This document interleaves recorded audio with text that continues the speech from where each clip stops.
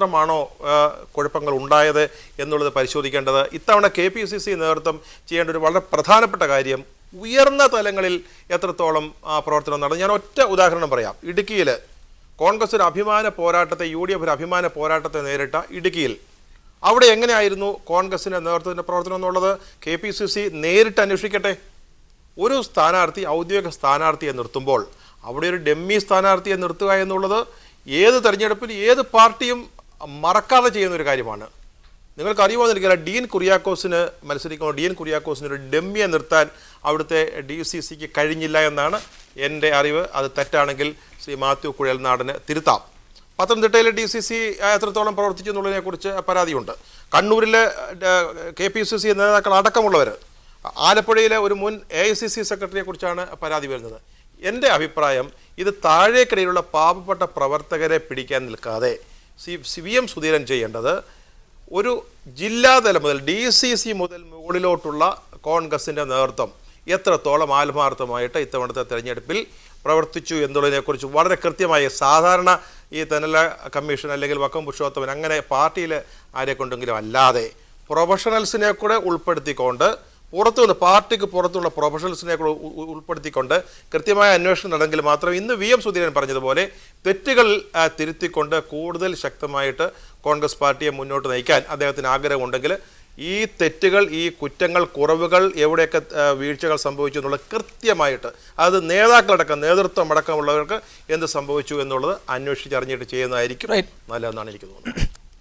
Right, Mathew Kuzhalnadan, അതാണ് പ്രശ്നം. ആത്മാർത്ഥമായ ഒരു വിലയിരുത്തലാണ് കോൺഗ്രസ് നടത്താൻ ആഗ്രഹിക്കുന്നതെങ്കിൽ ഇത്തരം ചില കാര്യങ്ങൾ കൂടി പരിഗണിക്കുന്നുണ്ട്. താഴെത്തട്ടിലുള്ള പ്രവർത്തകരുടെ വികാരം മനസ്സിലാക്കുന്നതിൽ കോൺഗ്രസ് നേതൃത്വം പരാജയപ്പെട്ടു എന്നാണ് സണ്ണിക്കുട്ടി എബ്രഹാം ആരോപിക്കുന്നത്. ഇടുക്കിയിൽ സ്ഥാനാർത്ഥി നിർണയത്തിൻ്റെ കാര്യത്തിൽ, പത്തനംതിട്ടയിൽ ശ്രീ പീലിപ്പോസ് മറുപക്ഷത്തേക്ക് ചാടിയത്, RSP എടുത്തുകൊണ്ട് കോൺഗ്രസ് കൊല്ലത്ത് നടത്തിയ പരീക്ഷണം, കൊല്ലത്ത് സിറ്റിംഗ് MP യെ മാറ്റി നിർത്തി അവിടെയുള്ള മറ്റൊരു കോൺഗ്രസ് നേതാവിനെ തന്നെ സ്ഥാനാർത്ഥിയാക്കാതെ പെട്ടെന്ന് തലേ ദിവസം കയറി വന്ന RSPയിലെ NK പ്രേമചന്ദ്രനെ സ്ഥാനാർത്ഥിയാക്കുന്നതിൽ കോൺഗ്രസിലെ പ്രവർത്തകർക്കുണ്ടായിരുന്ന വിഷമം, ഇത്തരം കാര്യങ്ങളൊക്കെ മനസ്സിലാക്കി അതനുസരിച്ച് പ്രവർത്തിക്കുന്നതിൽ കോൺഗ്രസ് നേതൃത്വം പരാജയപ്പെട്ടു എന്ന് തന്നെയല്ലേ മനസ്സിലാക്കേണ്ടത്? അതിന് പറയുന്നതിന് മുമ്പ് ബഹുമാനപ്പെട്ട സണ്ണിക്കുട്ടി പറഞ്ഞ ഒരു കാര്യത്തോട് ഞാൻ എന്റെ അഭിപ്രായം രേഖപ്പെടുത്താൻ ആഗ്രഹിക്കുക.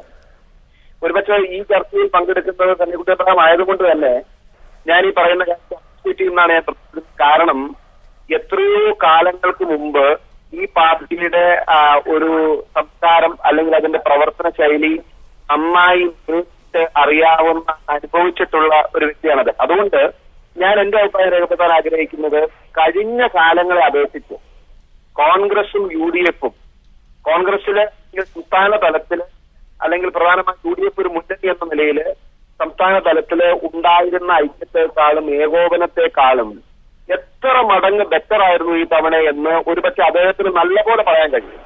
ഞാൻ ആ അർത്ഥത്തിലാണ് പറഞ്ഞത്, ഈ പ്രാവശ്യം വളരെ നല്ല പാർട്ടിയിലുണ്ടായിരുന്നു, മുന്നണിയിലുണ്ടായിരുന്നു. പിന്നെ ഇവിടെ സൂചിപ്പിച്ച കാര്യം, ഫിലിപ്പോസ് തോമസിനെ പോലെ DCC പ്രസിഡന്റ് ആയിരുന്ന അല്ലെങ്കിൽ ആസൂത്രണ ബോർഡിലെ വൈസ് ചെയർമാൻ വരെയാക്കിയ പാർട്ടിയിലെ പ്രധാനപ്പെട്ട ഒരു നേതാവ് ചേരി മാറി അപ്പുറം പോകുന്നു. സ്വാഭാവികമായിട്ടും ആന്റണിയോട് ചില എതിർപ്പുകൾ ചില കേന്ദ്രങ്ങളിൽ നിന്നും അവിടെ നിലനിൽക്കുന്നു.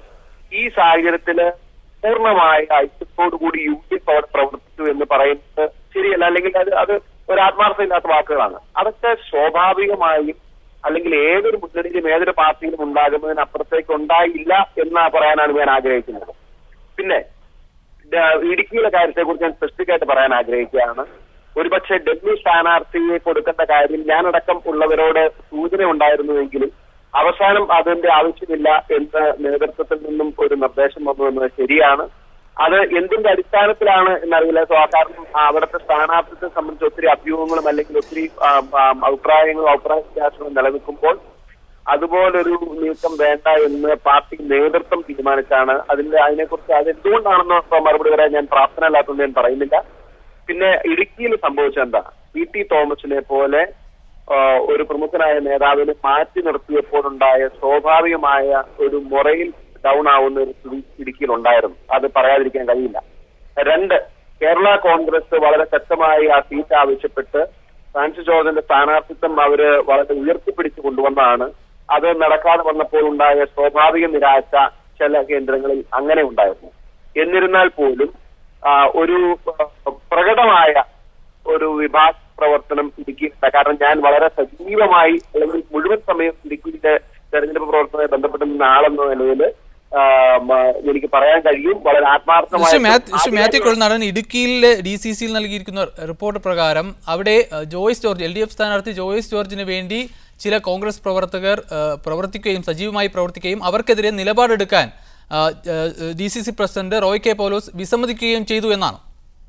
അല്ല, ഈ പറഞ്ഞതിൽ തന്നെ ഒരു ഇതുണ്ടല്ലോ, DCC നൽകിയ റിപ്പോർട്ടാണ് എങ്കിൽ റോയ് കെ പൗലോസ് തന്നെ സ്വയം പറയോ ഞാൻ നിലപാടെടുത്തില്ല എന്ന്. അപ്പൊ ഇതൊക്കെ അഭ്യൂഹങ്ങൾ മാത്രം. പിന്നെ ജോയ്സ് ജോർജ് ഒരു കോൺഗ്രസ് പ്രവർത്തകനായിരുന്നു, കോൺഗ്രസുമായി ബന്ധപ്പെട്ട് നിന്ന ആളാണ്. കഴിഞ്ഞ തവണത്തെ കോൺഗ്രസിന്റെ നിയമസഭാ തെരഞ്ഞെടുപ്പുകളുടെ സജീവമായ രംഗത്തുണ്ടായിരുന്ന ആളാണ്. ജോയ്സ് അപ്പുറത്തേക്ക് പോയപ്പോ ഏതായാലും ചില വ്യക്തികൾ അവിടെ ഇവിടെയൊക്കെ അദ്ദേഹത്തിന് അനുകൂലമായ നിലപാട് സ്വീകരിച്ചു കാണും. പക്ഷേ പാർട്ടിയിലെ ഉത്തരവാദിത്തപ്പെട്ട നേതാക്കന്മാർ അല്ലെങ്കിൽ കോൺഗ്രസ് പാർട്ടിയിലെ ഉത്തരവാദിത്തപ്പെട്ട നേതാക്കന്മാർ ആരും പരസ്യമായോ രഹസ്യമായോ വിഭാഗീയ പ്രവർത്തനം നടത്തിയതായി അവിടെ ഇതില്ല. പിന്നെ തിരിച്ചുവരാം താങ്കളിലേക്ക്. ശ്രീ സണ്ണിക്കുട്ടി അബ്രഹാം, ആലപ്പുഴയിലേക്ക് വരാം. ആലപ്പുഴയിൽ വേണുഗോപാലും സരിതയും തമ്മിലുള്ള ബന്ധം അന്വേഷിക്കണമെന്ന ഇപ്പോൾ AICC സെക്രട്ടറി കൂടിയായ ഷാനിമോൾ ഉസ്മാൻ ആവശ്യപ്പെട്ടിരിക്കുന്നു.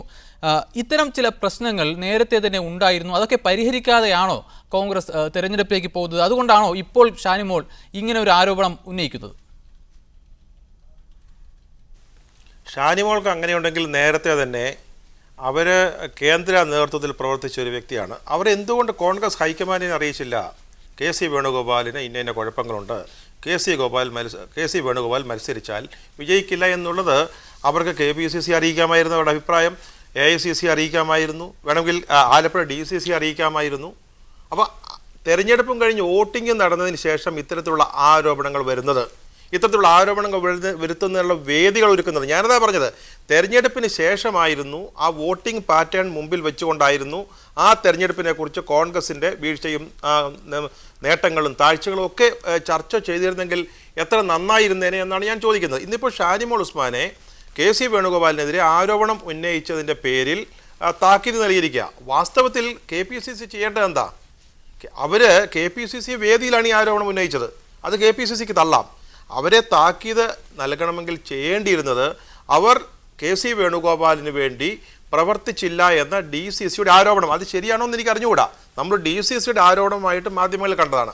ആ ആരോപണം ശരിയാണോ എന്ന് അന്വേഷിച്ച് ഷാനിമോൾ ഉസ്മാനെ പോലെ സ്റ്റേച്ചർ എന്ന് പറയുമ്പോൾ അവർ AICC സെക്രട്ടറി ആയിരുന്നു, ആ നിലവാരത്തിൽ വരെ പ്രവർത്തിച്ചിട്ടുള്ള ഒരു വ്യക്തി കോൺഗ്രസിൻ്റെ സ്ഥാനാർത്ഥിക്ക് വേണ്ടി പ്രവർത്തിച്ചിട്ടില്ലെങ്കിൽ അതിനാണ് ഷാനിമോൾ ഉസ്മാനെതിരെ നടപടിയെടുക്കേണ്ടത്. അതിന് KPC പ്രസിഡന്റ് തയ്യാറാകും. നമ്മളിപ്പോൾ ആലപ്പുഴ എന്ന് പറയുമ്പോൾ നേരത്തെ മാത്യു കുഴൽനാടൻ പറഞ്ഞല്ലോ, ഞാൻ അദ്ദേഹത്തെ നിരാകരിച്ചില്ല. അദ്ദേഹം ഇത് നല്ല ഏകോപനം ഉണ്ടായിരുന്നു എന്ന് തന്നെയാണ് ഞാൻ പുറത്തുനിന്ന് എൻ്റെ നിരീക്ഷണമായിട്ട് ഞാൻ പറഞ്ഞത്. പക്ഷേ മറിച്ച് പറയുന്നത് DCC നേതാക്കളാണെന്നാണ് പറഞ്ഞത്. ഇടുക്കിയിൽ ഒരു സ്ഥാനാർത്ഥിക്ക് ഡമ്മിയെ നിർത്തുന്നത് അത് ഏത് സ്ഥാനാർത്ഥി എന്നുള്ളത് കൊണ്ടല്ല, എന്തെങ്കിലും കാരണവശാൽ ആ നാമനിർദ്ദേശ പത്രിക തള്ളിപ്പോയാൽ ഒരു സ്ഥാനാർത്ഥി വേണം. ഡീൻ്റെ കാര്യത്തിൽ വളരെ അവസാന നിമിഷം വരെ വളരെ സംഘർഷാത്മകമായ അല്ലെങ്കിൽ ഉദ്വേഗജനകങ്ങളായ നിമിഷങ്ങളാണ് നാം കണ്ടത്. ഏറ്റവും അവസാനമാണ് സ്വീകരിച്ചത്. ആ പത്രിക സ്വീകരിച്ചില്ലായിരുന്നുവെങ്കിൽ അവിടെ കോൺഗ്രസിന് സ്ഥാനാർത്ഥി ഉണ്ടാകുമായിരുന്നില്ല. ചെറിയ കാര്യമാണോ ഒരു സ്ഥാനാർത്ഥിക്ക് ഒരു ഡമ്മിയെ നിർത്താൻ? വാസ്തവത്തിൽ PT തോമസിനെ കുറിച്ച് ഇവിടെ മാത്യു കുഴൽനാടൻ പറഞ്ഞതിനോട് ഞാൻ പൂർണ്ണമായിട്ട് യോജിക്കുക. അവിടെ ഒരു വലിയ ഒരു മൊറയിലിൻ്റെ ഒരു തകരാറ്, ഒരു വീഴ്ചയൊക്കെ സംഭവിച്ചു. പക്ഷേ ഡീനെ പോലെ ഒരു നല്ല സ്ഥാനാർത്ഥിയെ കിട്ടി. വളരെ ചെറുപ്പക്കാരനായ, കേരളത്തിലെ തന്നെ ഏറ്റവും പ്രായം കുറഞ്ഞ സ്ഥാനാർത്ഥിയുള്ള ഒരാളെ കോൺഗ്രസിന് കിട്ടിയിട്ട് ഉപയോഗപ്പെടുത്താൻ കഴിഞ്ഞോ? അവിടെ ജോയ്സ് ജോർജിൻ്റെ സ്ഥാനാർത്ഥിത്വമുണ്ട്, കസ്തൂരി രംഗൻ പ്രശ്നങ്ങളുണ്ട്, അല്ലെങ്കിൽ ഫ്രാൻസിസ് ജോർജിന് സീറ്റ് ചോദിച്ച പ്രശ്നമുണ്ട്. പക്ഷേ കോൺഗ്രസ് നേതൃത്വത്തിന്, ഞാനിപ്പോൾ മാത്യു കുഴൽനാടൻ പറഞ്ഞല്ലോ, അവിടെ ആരും പരസ്യമായും രഹസ്യമായും